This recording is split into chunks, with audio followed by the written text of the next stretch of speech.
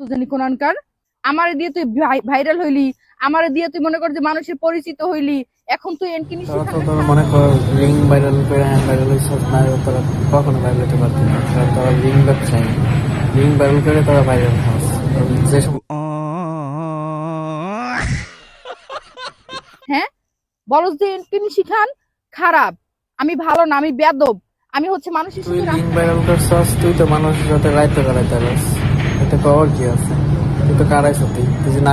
তোর মতো আমি যে যারা তারা প্রেগনেন্ট বানাই আমি বাড়িতে নিয়ে যাই। তো মনে হয় তোর প্রেগনেন্ট বানায় তাদের বাড়িতে লই গেছিস, এই জন্য তুই সবকিছু জানস। কারণ তুইও তো বালা ব্যবসা, তুই গেছিলি কেন? আমার মধ্যে ফিল না পাইলে প্রথম দিনই আমার সাথে কক্সবাজারে রাত কাটাইয়া আমার সাথে ঘুমাইয়া দ্বিতীয় দিন বিয়ে করা। যে ভালো একজন মেয়ে মানুষের জাত হইতি, তুই কি আর যায় রাত কাটাইতি? তুই বিয়ের সাথে কি তো রাত কাটাইছিস?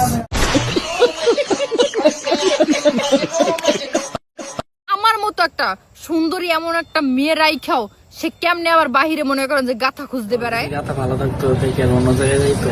তাহলে তোর জায়গায় থাকতো, কারণ তুই বিয়ের সাথে কিন্তু